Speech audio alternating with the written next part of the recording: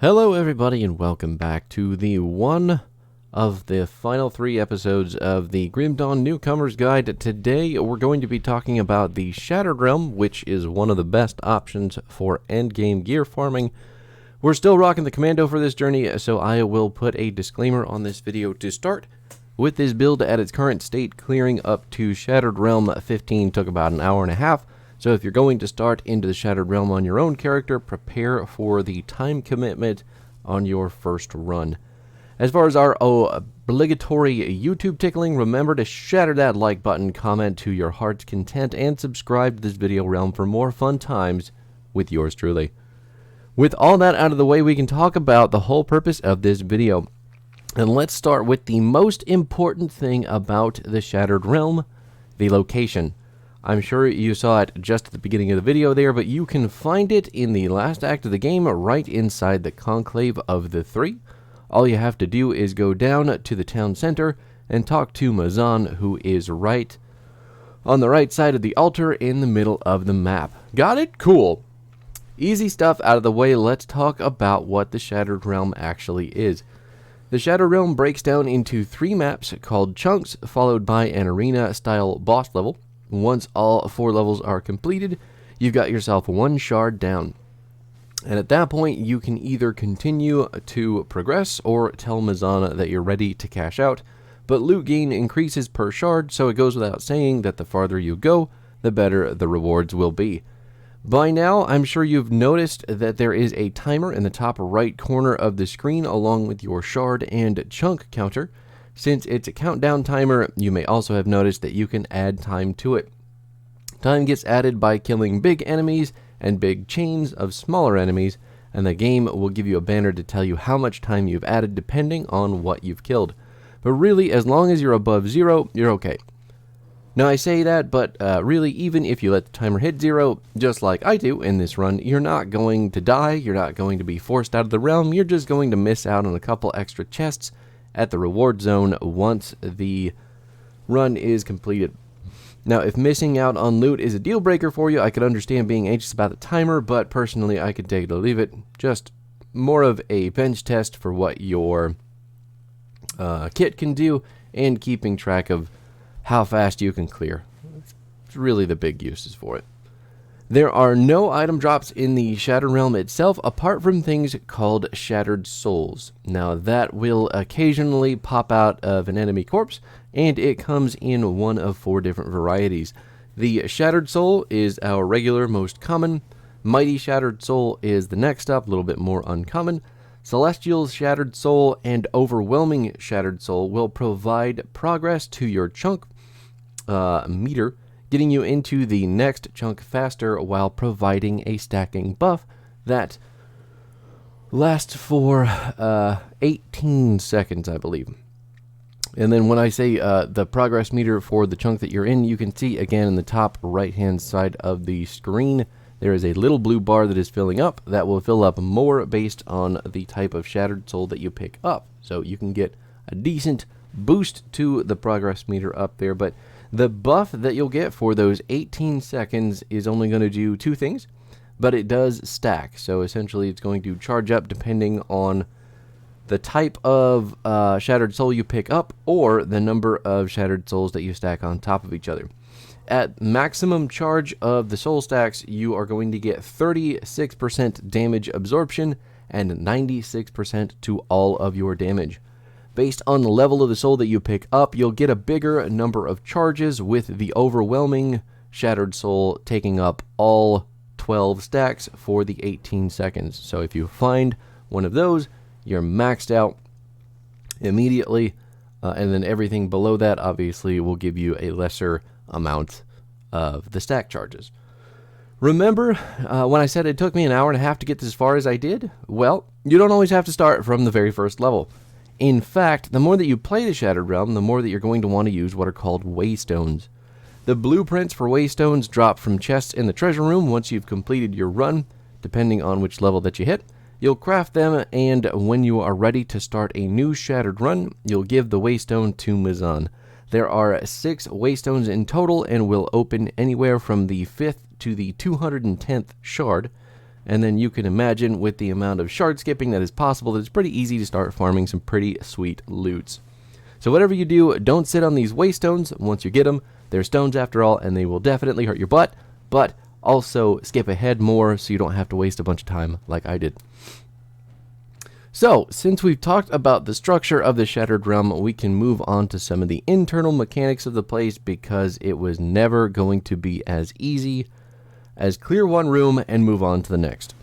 Just like the Crucible and the dangerous realms in our main game, the Shattered Realm comes with mutators for both monsters and the players.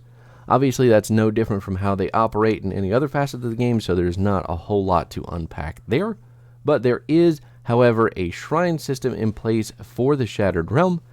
There are 5 shrine types that you can offer rare crafting materials to collect a bonus from. The first is going to be the Shrine of Oleron, which is red. This is going to cost 1 Blood of Chthon and will give you a 33% bonus to all damage, while also removing 8% physical resistance from your character. So you do get damage while losing some internal trauma defense. The fact that it costs a Blood of Chthon is also a thing that may turn you off of the shrine, and that is not going to change for the other shrines, because there is the Shrine of Fire, which is going to be the blue one. It's going to cost an Ancient Heart. This is going to reduce your offensive ability, but it is going to give you a flat amount of armor and then further increase the armor that you have by 40%. So it's a very tanky, armor-focused shrine, but you are going to lose some damage for doing it.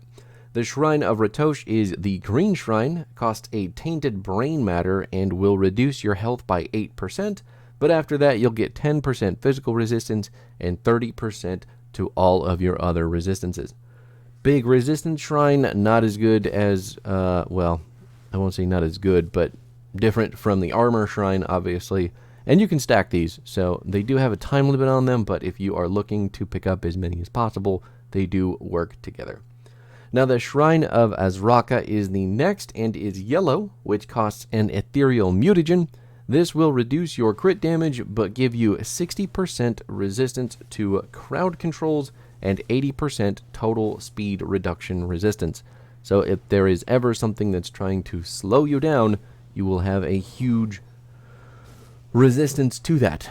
And then considering that a lot of the Shattered Realm is all about walking around, making sure that you're getting to the next chunk of enemies as fast as possible, I mean, you can kind of understand how useful that would be.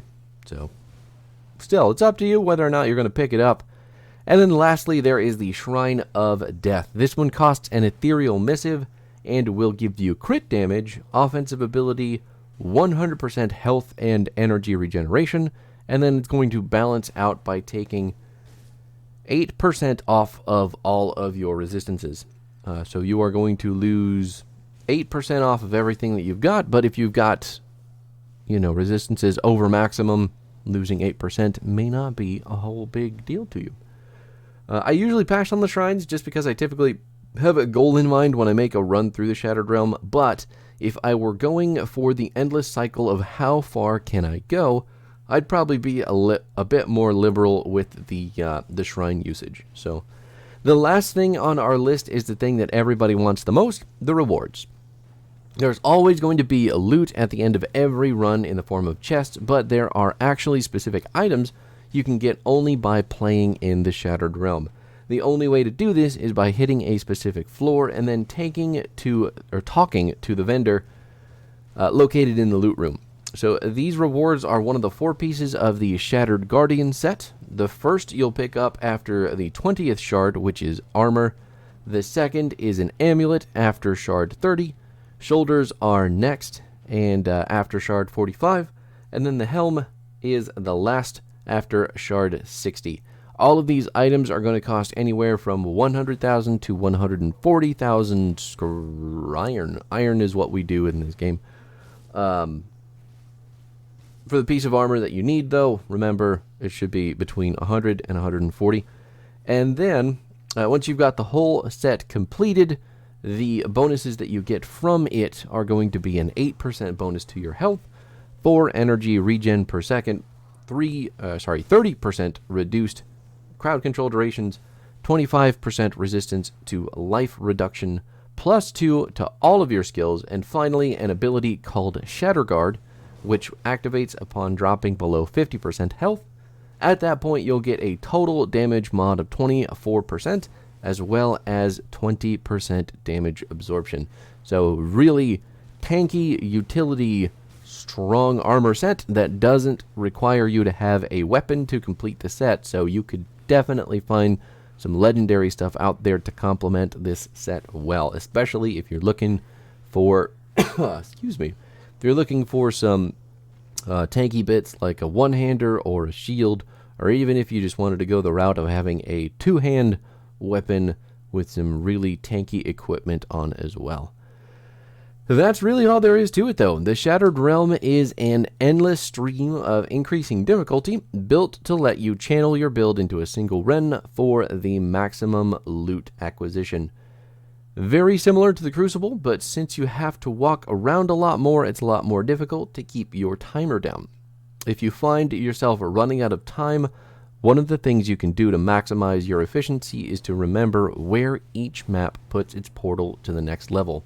If you're aware of where you need to go, you can focus the clumps of monsters closer to the portals so you don't have to walk for 100 years to get to the portal.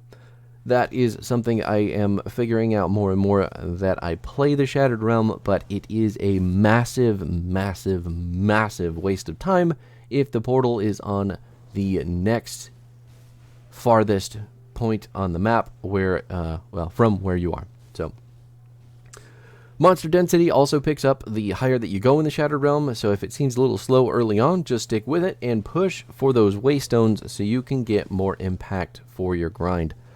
Lastly, remember that once your progress bar is full, all the enemies in the map will die, and the only thing that remains is getting to the portal. So if you're super close to the edge and you've got a choice between a mega tanky boss monster or a big old pack of wimpy guys, go the route that's going to test the least of your patience, obviously, and take the least amount of time, because the other one that you didn't choose will explode into nothingness either way. And that is it for this episode, everybody. So let me know what you think. Feel free to post your highest floor in the Shattered Realm or the best loot that you found. The thing is basically a high score machine, so don't hesitate to slap your initials in the comments section. As always, guys, thanks so much for hanging out. That is all there is to talk about for the Shattered Realm, so I am just going to let it roll. You can stick around to the end if you want to see my progress, see the loot, and see how the commando's doing, but that's about it. So, oh, no, it's not. I forgot. The experience that you're getting in the Shattered Realm, you get it after every, I believe it's every shard that you complete. And then once you complete your entire run, you will get another chunk of experience. So I think we started this run at 59, and we're up to 60. And I want to say that we're going to end it at 61 or 62. So it is really good for farming XP too towards the late game. Don't sleep on that, but that is 100% the final thing I can say about it. Have yourself a good time. See you later.